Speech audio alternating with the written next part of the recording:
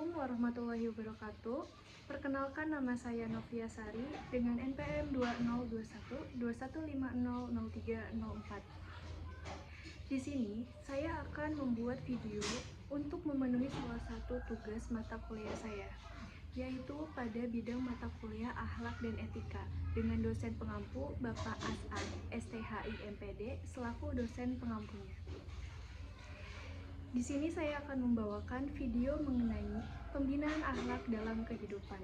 Hadirin yang dirahmati oleh Allah, pada kesempatan kali ini izinkan saya menyampaikan sebuah tema yang penting yang menjadi fondasi dalam kehidupan manusia, yaitu pembinaan akhlak dalam kehidupan. Saudaraku, Islam adalah agama yang sempurna, tidak hanya mengatur hubungan manusia dengan Allah, tetapi juga dengan sesama manusia. Dan inti dari itu semua adalah akhlak. Rasulullah SAW bersabda, "Sesungguhnya aku diutus adalah untuk menyempurnakan untuk akhlak yang mulia." Hadis riwayat Ahmad. Begitu pentingnya akhlak, sehingga menjadi ukuran keimanan oleh seseorang. Dalam hadis lain, beliau bersabda, orang mukmin yang paling sempurna dan baik imannya adalah yang paling baik akhlaknya. Hadis riwayat Tirmizi. Maka jangan heran jika seseorang yang rajin ibadah tapi buruk akhlaknya, keras kepala kepada sesama, atau suka menghakimi, suka berbohong, justru bisa jatuh derajatnya di sisi Allah. Dan sebaliknya, orang yang mungkin ibadahnya biasa saja tetapi hatinya baik, jujur, sabar, dan suka membantu bisa lebih dicintai oleh Allah Subhanahu wa Ta'ala.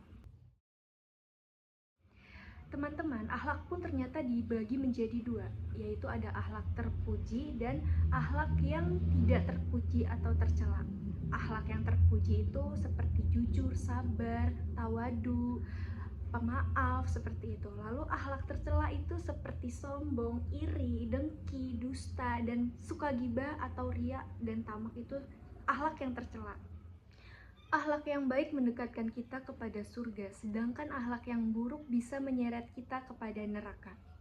Maka, mari kita koreksi diri kita. Sudahkah kita berakhlak sebagaimana Rasulullah SAW? Saudaraku seiman dan setakwa yang dirahmati oleh Allah Subhanahu wa Ta'ala, akhlak seseorang tidak terbentuk begitu saja. Beberapa faktor yang sangat berpengaruh itu ada beberapa. Yang pertama ada lingkungan, baik itu keluarga, teman, hingga masyarakat sekitar. Yang kedua ada pendidikan dan ilmu. Ilmu yang benar akan membentuk akhlak yang baik. Yang ketiga ada kebiasaan atau adat. Apa yang sering kita lakukan akan menjadi sebuah karakter diri kita. Yang keempat itu ada iman dan takwa. Orang yang takut kepada Allah akan menjaga perilakunya. Dan yang terakhir ada teladan, yaitu contohnya seperti Rasulullah SAW. Sesungguhnya telah ada pada diri Rasulullah suri tauladan yang baik. Quran Surah Al-Ahzab ayat 21.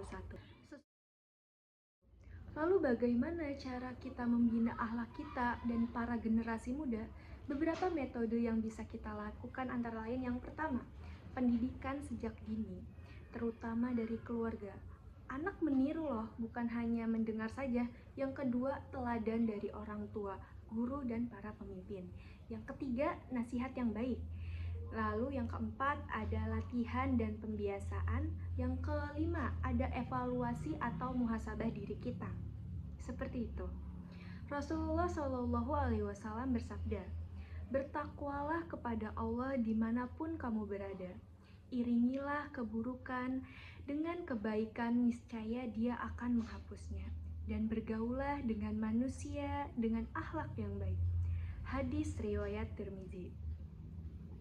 Saudaraku seiman dan setakwa yang dirahmati oleh Allah Subhanahu wa Ta'ala, hadirin yang dirahmati Allah, akhlak adalah buah dari keimanan.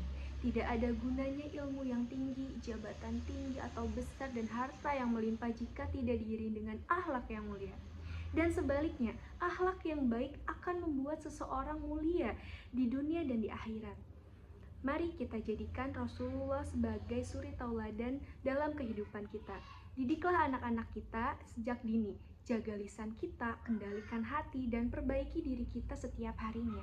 Semoga kita semua termasuk ke dalam golongan yang dicintai Allah karena akhlak kita. Amin ya Allah ya Rabbal Alamin. Akhir kata, mohon maaf atas segala khilaf dan salah-salah yang saya perbuat. Wassalamualaikum warahmatullahi wabarakatuh.